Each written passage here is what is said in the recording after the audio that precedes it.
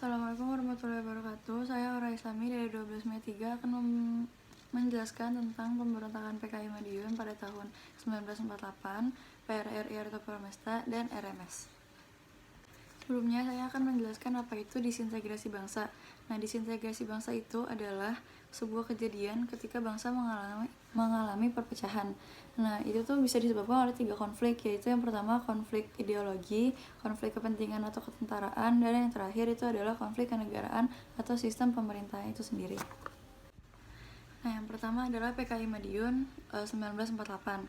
Latar belakang ancaman ini itu munculnya setelah Amir Syarifuddin diberhentikan dari kursi Perdana Menteri Soekarno-Hatta. Dia ini nggak terima kalau misalnya dia dihentikan dari kursi Perdana Menteri Soekarno-Hatta, terus dia kemudian membuat Front Demokrasi Rakyat atau FDR. Ini tuh organisasi gabungan dari partai-partai kiri atau yang berhaluan komunis di Indonesia. Nah, yang bergabung dalam FDR itu ada 3 partai, yaitu PKI, PSI, dan PBI.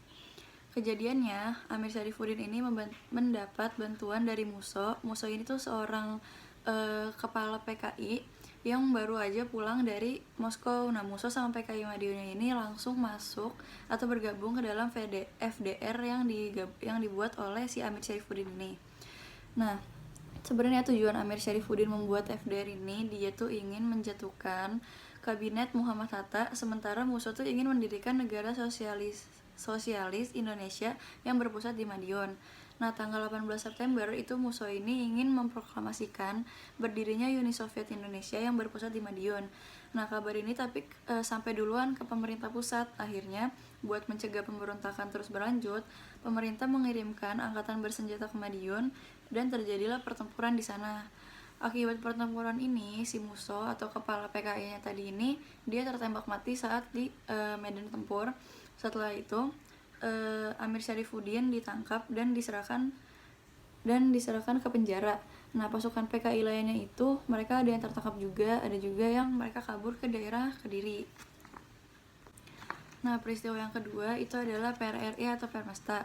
Latar belakangnya, awalnya peristiwa PRRI Permesta ini adalah Pemerintah Revolusioner Republik Indonesia atau PRRI merupakan salah satu gerakan pertentangan antara pemerintah daerah dengan pemerintah pusat yang dideklarasikan pada tanggal 15 Februari 1958. Nah, tokoh yang terlibat dalam peristiwa ini adalah dari Dewan Perjuangan yang dipimpin oleh Letnan Kolonel Ahmad Hussein di Padang, Sumatera Barat, Indonesia.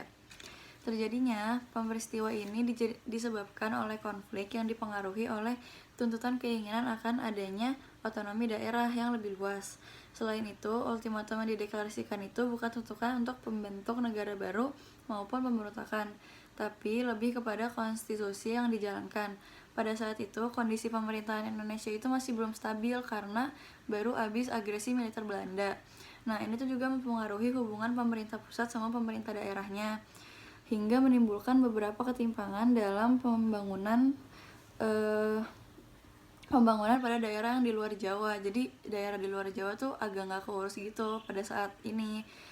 Nah, bibit-bibit konflik tersebut itu sebenarnya muncul setelah dikeluarkannya Perda Nomor 50 Tahun 1950 tentang pembentukan wilayah otonom Provinsi Sumatera Tengah mencakup wilayah Sumatera Barat, Riau, Kepulauan Riau, dan Jambi.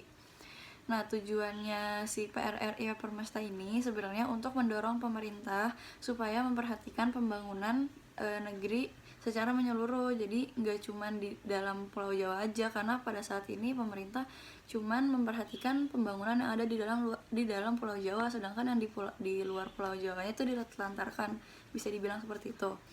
Nah, upaya pemerintah untuk menghentikan pemberontakan ini yaitu dengan operasi militer dan dengan diplomasi. Operasi militer dilancarkan oleh Jenderal Ahmad Yani, dan diplomasi dilakukan dengan pemberian amnesti atau pengampunan agar bergabung kembali dengan Indonesia. Jadi bisa dibilang ini mengambil jalur damai. Dan peristiwa yang terakhir itu adalah RMS atau Republik Maluku Selatan. Latar belakangnya didirikan RMS ini pertama karena didirikannya NKRI, Negara Kesatuan Republik Indonesia, yang menimbulkan respon dari masyarakat Maluku Selatan. Nah, seorang mantan jaksa agung negara di Indonesia Timur, namanya Mr. Dr. Christian Robert Sumosil, tapi biasa dipanggil Sumokil.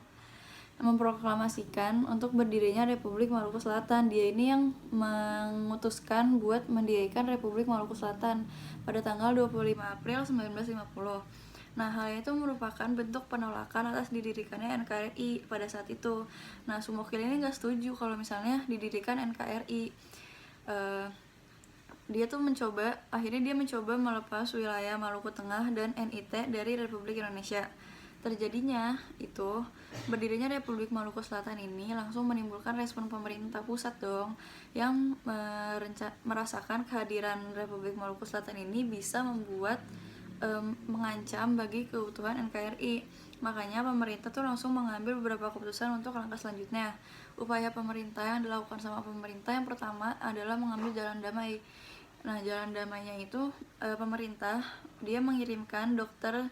J. Leimena untuk dikirim ke pemerintahan untuk menyampaikan permintaan perdamaian pada RMS. Nah, tentunya juga membujuk agar tetap bergabung sama NKRI biar mereka nggak mau lepas dari NKRI gitu loh. Tapi langkah itu ditolak mentah-mentah sama Sumokil. Justru setelah pemerintah mengusulkan jalan damai pada dia dan RMS, dia malah mencari perhatian kepada negara-negara lain, mencari pengakuan dan mencari perlindungan dari negara lain. Nah, karena tadi upaya pemerintah yang pertama itu akhirnya ditolak mentah-mentah sama si Sumokil, akhirnya pemerintah Indo memutuskan untuk melaksanakan ekspedisi militer. Nah, di sini itu yang memimpin Kolonel Katawilarang yang dipimpin dari pemimpin dalam melaksanakan ekspedisi militer tersebut. Akhirnya, kota Ambon kan berhasil dikuasai pada awal November 1950, tapi ketika melakukan perebutan Benteng Niau, Victoria, Letnan Kolonel Salamat Riyadi gugur pada medan tempur. Nah, perjuangan gerilya kecil-kecilan juga masih berlanjut di Pulau Saram sampai 1962. Setelah itu, pada tanggal 12 Desember 1963, Sumokil akhirnya ditangkap dan diserahkan ke mahkamah militer. Dan saat itu akhirnya Sumokil dijatuhkan hukuman mati. Setelah RMS kalah karena Sumokil sudah dijatuhkan hukuman mati oleh pemerintah, akhirnya pemerintah RMS tuh mulai mengungsi dari pulau-pulau yang ditempati sama mereka sebelumnya. Nah, pada akhirnya pemberontakan RMS dapat dihentikan oleh pemerintah Indonesia. Sekian dari saya tentang pemberontakan PKI Madiun pada tahun 1948, PRRI atau Paremesta dan RMS. Assalamualaikum warahmatullahi wabarakatuh.